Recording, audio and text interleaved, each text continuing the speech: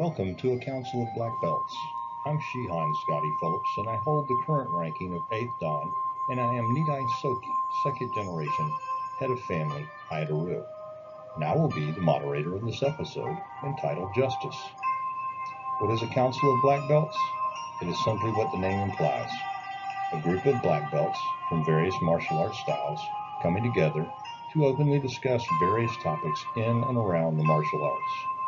In addition, it is an open and honest discussion, not only in martial arts studies and or instruction, but how to incorporate the martial arts into one's daily life.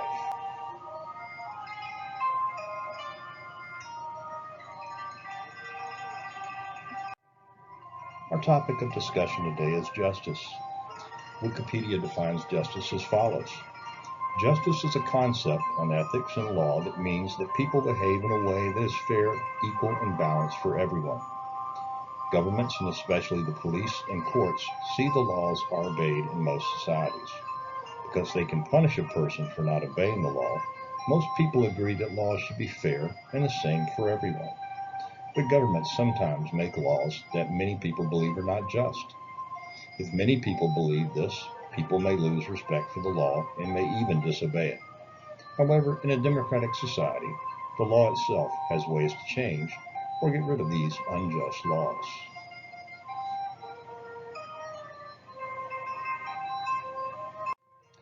The following on justice comes from the World Martial Arts Congress, the Guardian Manual, Lessons in Martial Arts Leadership. The character traits, the root of martial arts. Lesson, justice. Definition, a concern for justice, just behavior, peace, and genuine respect for people. The quality of being just, righteousness, equitableness, moral righteousness, who uphold the justice of a cause. In daily life, outside the training hall, injustice and disrespect seem the reality of daily life. Any guardian who would seek to eliminate all injustice is on a fool's errand. For most, conducting oneself in such a manner that one is known for being a person of righteousness, for exhibiting the quality of being just in one's daily life, and carefully selecting opportunities to uphold the cause of justice in a particular case would serve as a model for daily life. How the Bible speaks of justice. Justice in the Bible from internet search. Justice is a term used for what is right or as it should be. Justice is one of God's attributes and follows out of his holiness. Justice and righteousness are often used synonymously in the Bible. When justice is done, it brings joy to the righteous, but terror to the evildoers. Proverbs, verse 21:15. For I, the Lord, love justice.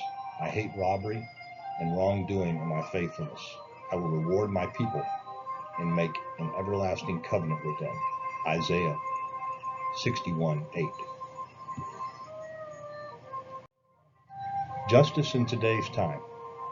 Currently, it would appear we live in a period of worldwide turmoil, with calls for defunding of police, rules and regulations that seem to intrude into our personal daily lives in the name of safety and health concerns. One hears many calls for justice. Justice for this group, justice for this person, justice for this action. There are even calls for justice for individuals who've ignored the law of consequence for their own actions and suffered the results.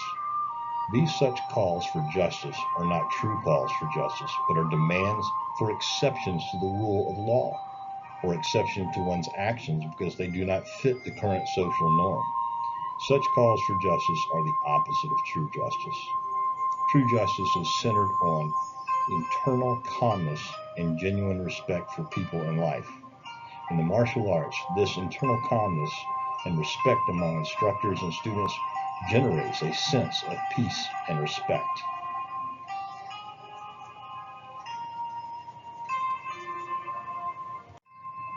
The panel is now open for discussion. What are your thoughts and your experiences with justice? Please feel free to share your thoughts as well as additional topics you would like to see discussed. If you're interested in being a part of a Council of Black Belts, please let me know. We've added an additional topic to our discussions called What Would Sookie Say?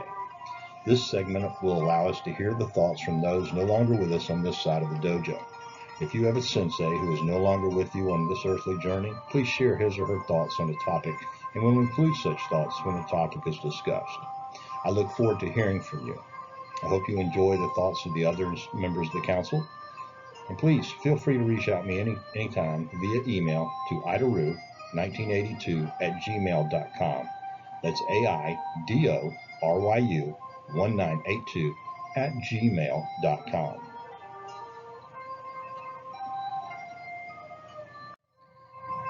Grandmaster Richard Hackworth shares his thoughts on justice.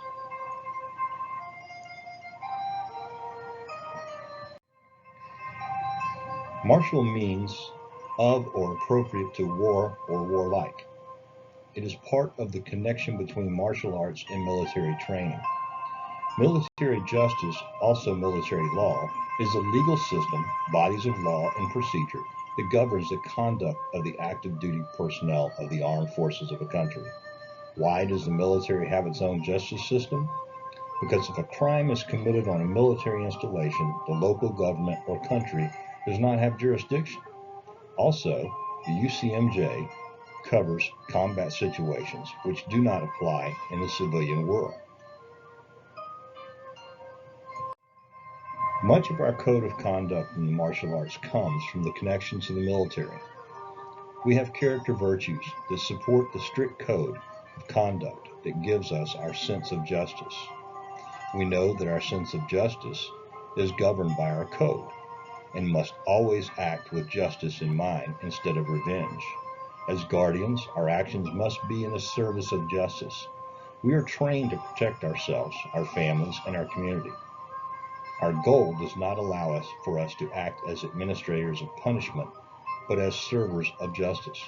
We must not use any level of force that is beyond the level of the threat, and we must not use our skills to bully or harass others.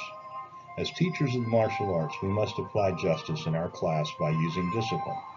Discipline is done out of love for the student. Punishment is done out of anger. Our goal is to apply injustice in the form of discipline to correct the behavior.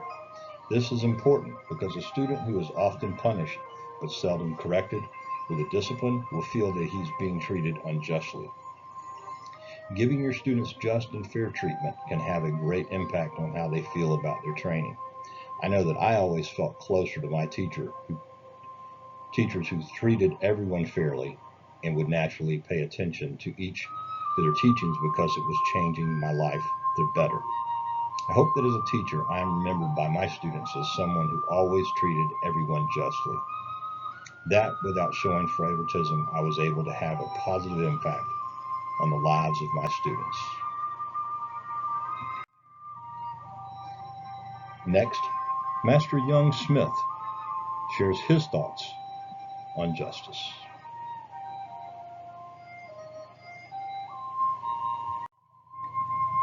Justice is fair, just accountability for your actions. Jesus made it clear that biblical justice is not necessarily following the law. He explained that it is the spirit of the law rather than the letter of the law. We are told in Scripture to obey the laws of the land, even though there is not a Bible verse that says this, but it's clear that we are to only follow laws that are just. Before his execution, Dietrich Bonhoeffer, German Lutheran, pastor, theology, anti-Nazi dissident, 1906 to 1945, studied and wrote in depth on unjust laws of the land. As a martial artist and Christian pastor, justice is love.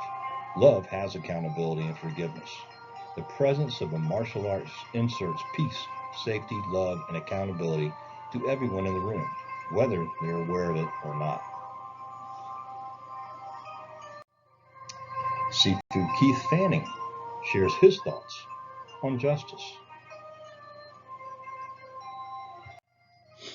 There are many types of justice: swift justice, rough justice, and good old-fashioned hard justice. In a jiu-jitsu school I studied in, they had what was called right to a reply. This was reserved for when a training partner was consistently using power and technique and making sure he hurt you with every blow. You were allowed to call the instructor and quote quote, the right to reply. The instructor would make his judgment call, and if he thought you had a valid call, you were allowed to hit your training partner with the same blow and force he had hit you with. This was their form of justice.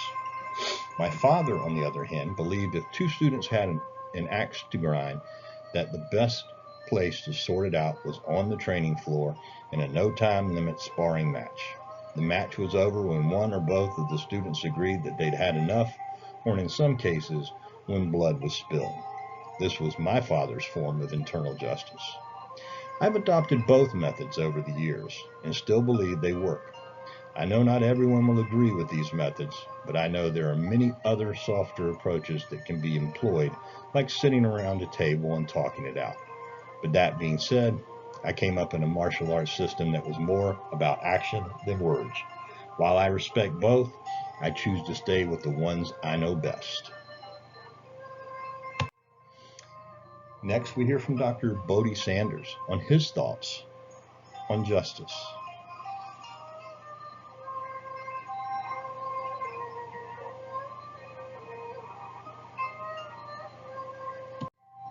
Justice is the process of deciding what is fair, what is right, and what is wrong. In the martial arts world, it appears that justice has taken a back seat to making money and appeasing the overblown egos of many so-called martial artists.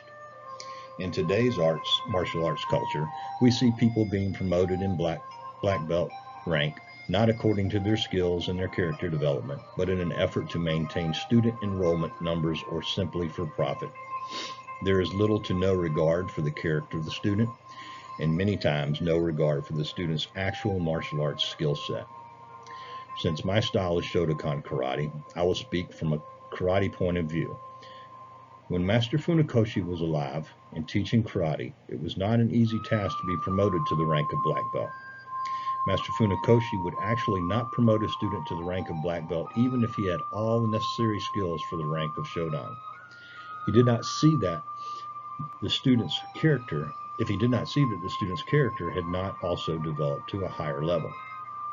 Master Okazaki, who I'm honored to be promoted by during my early days as a karateka, actually had to test with Master Funakoshi 3 times before he was promoted to the rank of Shodan.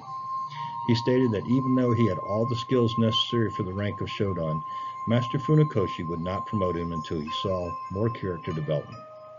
Master Okazaki, regarded as one of the greatest martial arts masters of our time, and yet he had to train for years and test for his Shodan 3 times before he was awarded the rank of Shodan.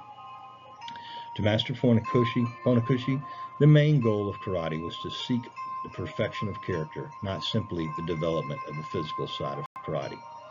To many martial arts students today, this may seem like a miscarriage of justice.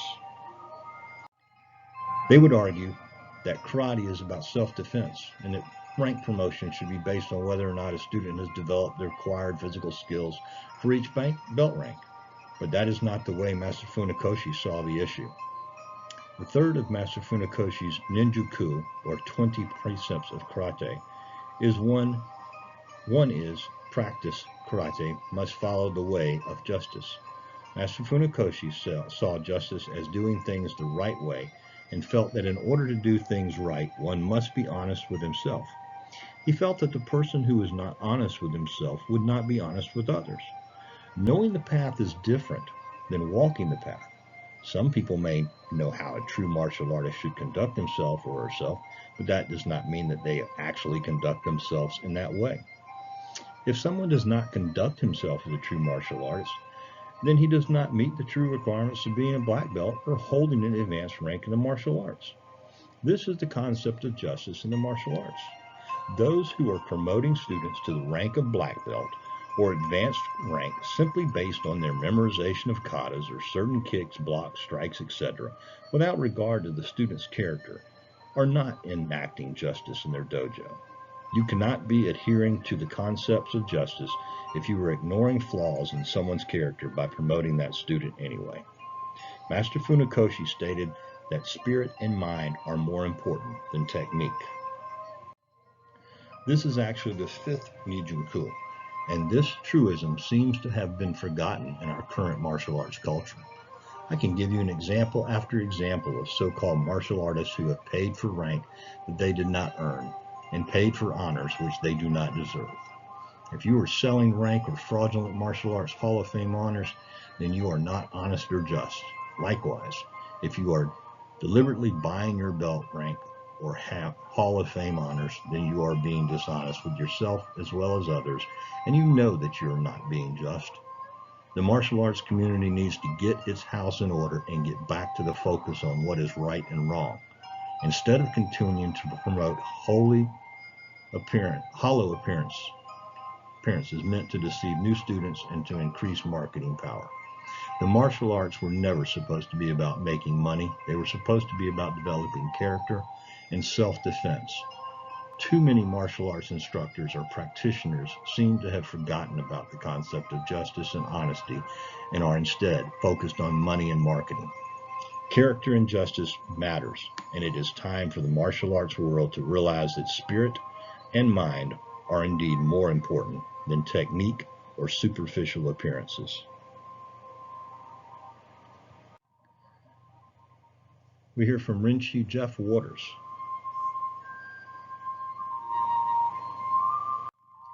Rinchi Waters' thoughts on justice.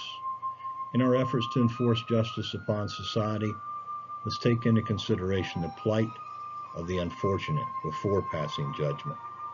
Empathy is the best form of justice.